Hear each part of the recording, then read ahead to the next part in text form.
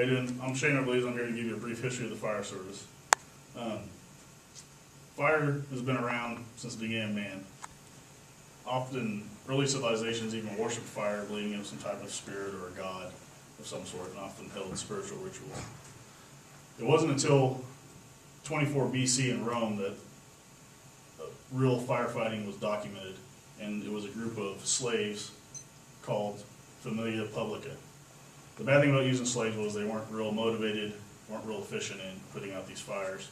So they had to come up with a better idea. They ended up creating a group of men called vigiles, which were probably the first paid firefighters in the history books.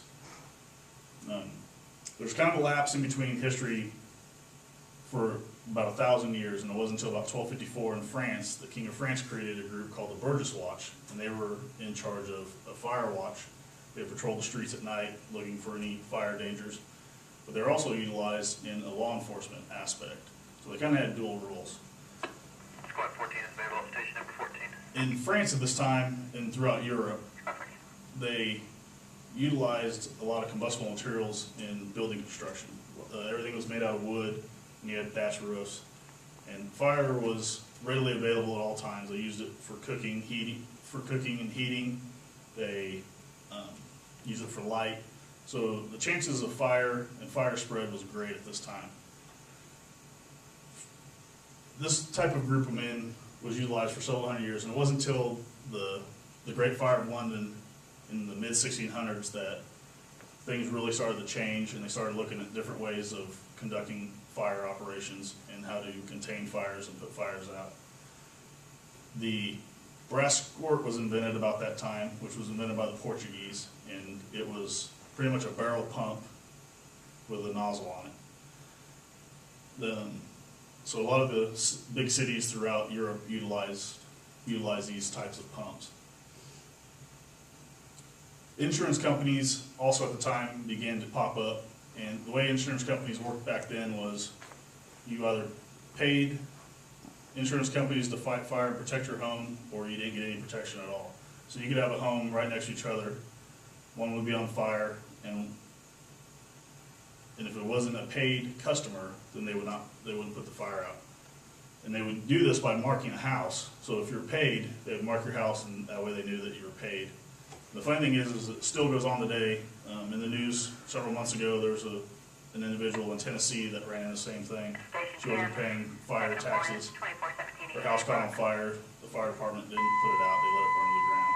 So it still happens even today. Squad 10, second appliance, 2417 East Shady Brook, 2417 East Shady Brook, check that In appliance. the Americas, Squad 10, 2417 even East Shady the Plymouth Brook, Plantation 5649, 5649. saw the ravages of fire. They brought over a lot of the same building material and kind of recreated a lot of the same mistakes that was going on over in Europe. So, they had their houses there built out of wood with thatch roofs. They even had, which I couldn't believe, was their chimneys were even made out of wood with like a mortar around it. So the chances of fire were also great there, and several times the plantation was ravaged by fire.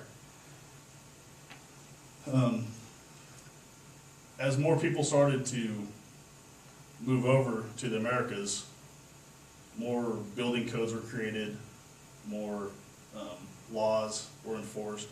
It was kind of hard to enforce any type of laws outside the city limits, but inside the city limits they started enforcing homes and buildings had to be made out of brick or stone, slate roofs, and they got rid of the wooden chimneys. So the cities also started organizing fire brigades, and Ben Franklin was one of the big founders in that. He began one of the first volunteer fire departments in Philadelphia. He was also instrumental in creating a lot of stuff we do today.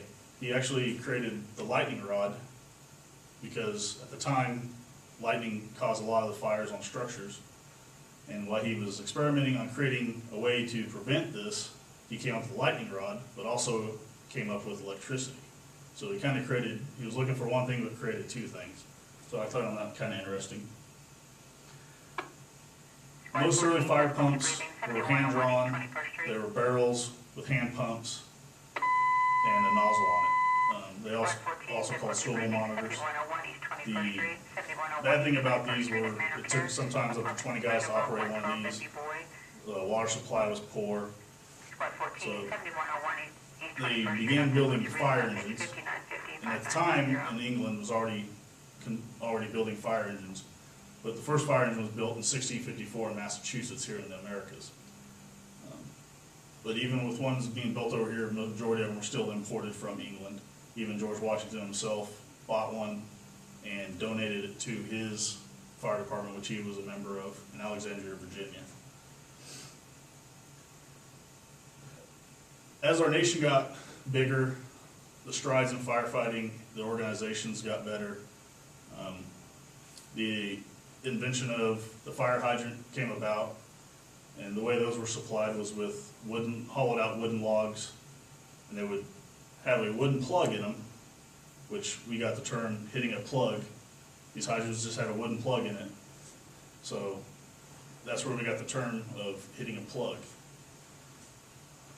The insurance companies over here, which also called fire brigades, Squad 4, a diabetic call, 359. they also began to have competitions with each other and would often decorate their fire apparatus and equipment and have competitions amongst each other to vie for customers, to win over customers.